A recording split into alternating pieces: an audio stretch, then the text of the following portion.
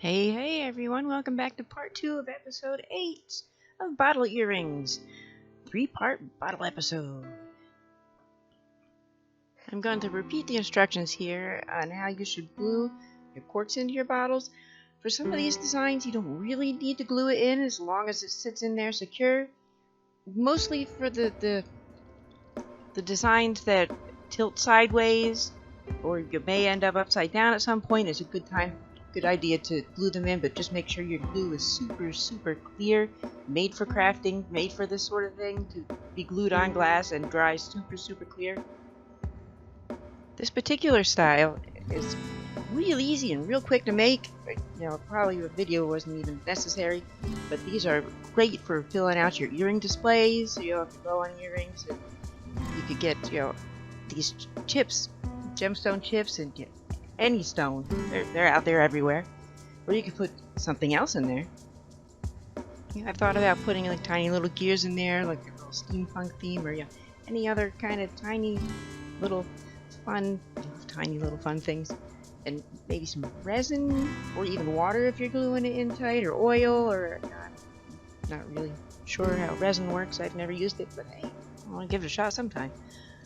Alright. We're going to continue on with the urban legends from the first episode, and we'll probably be able to finish up this article in this 10-minute episode. So, let's get started. Urban legends typically include common elements.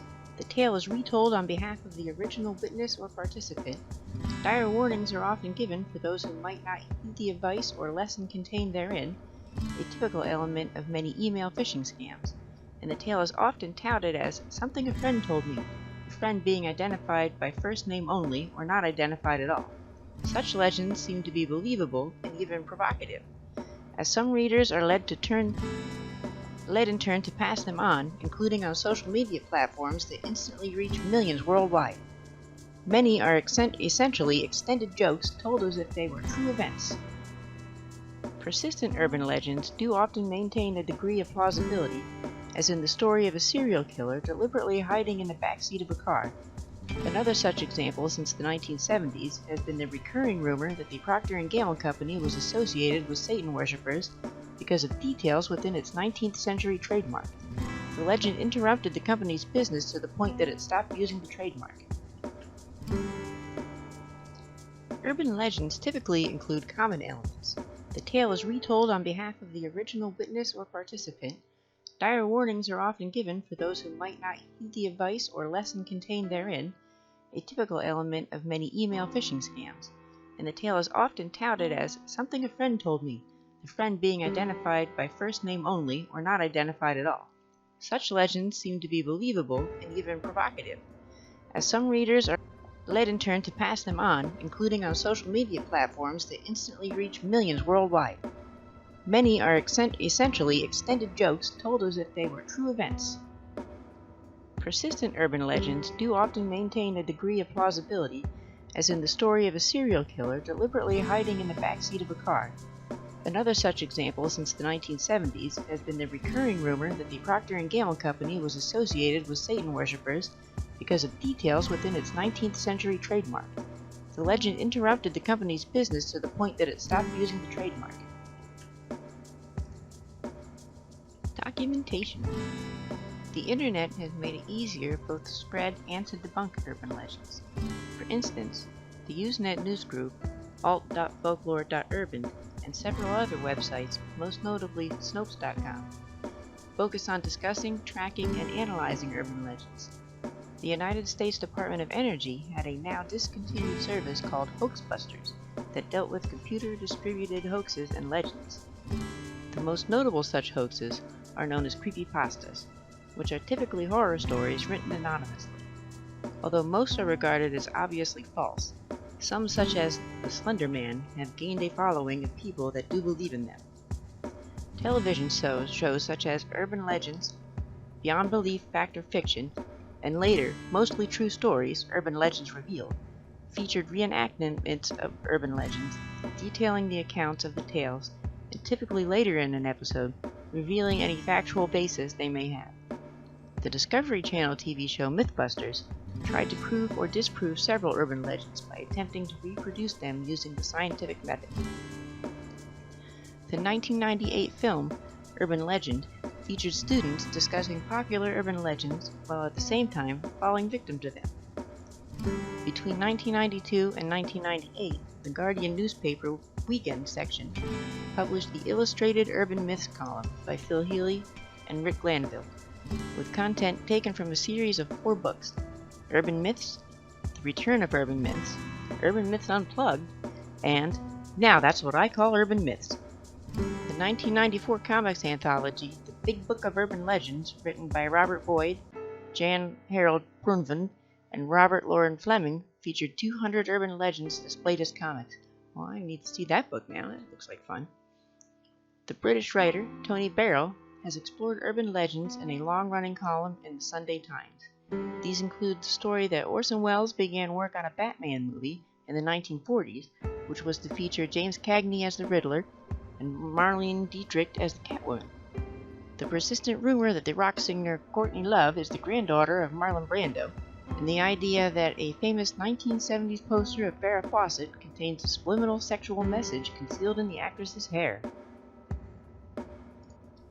Genres. Crime. As with traditional urban legends, many internet rumors are about crimes or crime waves, either fictional or based on real events that have been largely exaggerated. Such stories can be problematic both because they purport to be irrelevant modern news and because they do not follow the typical pattern of urban legends. Medicine. Some legends are medical folklore, such as the claim that eating watermelon seeds will result in a watermelon growing in the stomach, or that going outdoors just after showering will result in catching a cold. Internet. Internet urban legends are those that spread through the internet, as through Usenet or email, or more recently through other social media. They can also be linked to viral online content. Some take the form of chain letters and spread by email, directing the reader to share them or to meet a terrible fate, and following a recognizable outline of hook, threat, and finally request. Others are fake virus alerts warning people of non-existent threats to their computers, often appearing as online pop-ups claiming to be giveaways or store coupons. Paranormal. Paranormal urban legend stories usually involve someone encountering something supernatural, such as a cryptid, for instance Bigfoot or Mothman. Legendary creatures for which evidence is wanting, but which have legions of believers. Research shows that people experiencing sudden or surprising events, such as Bigfoot sighting, may significantly overestimate the duration of the event. Marketing. Companies have been accused of hiding secret messages behind their logo or packaging, as in the case of the old Procter & Gamble symbol, supposedly an occult figure that gave the panache to the brand. If the 13 stars in the symbol were connected in a certain way, it would show 3 6s in a row. Similarly, a video of a Christian woman exposing the monster energy for using the Hebrew alphabet symbol for the letter M to disguise the number of 666 went viral on Facebook. Well, it hasn't stopped me from drinking monsters all the time. Anyway, some urban legends have been used intentionally for comic purposes in advertising. The most well-known examples include the use of a Sasquatch in the Jack Link commercials known as Messin' with the Sasquatch, and the use of unicorns in icebreakers ads. Another is the New Jersey Devils hockey team, named for the state's popular cryptid, the Jersey Devil. Well, that's the end of that article, but I have a minute left here, and I'm hoping to explain the woozle effect. I won't have time to read the whole article, but I'm hoping I can explain it because it's a thing that we've been seeing a lot lately. The woozle effect, also known as evidence by citation, or a woozle, occurs when frequent citation of publications lacking evidence misleads individual groups and the public, and non-facts become urban myths and factoids. Now, the example I'm talking about is when somebody famous makes a statement about something, and then the news reports on that statement, and then that famous person then goes back and says, well, the news reported on it, so then it must be true. And now everybody believes it because the news said it and the famous person said it, so it must be true. Alright, well, our next pair of earrings is going to be chain earrings, and I'll see you then. Thanks for listening. Bye-bye.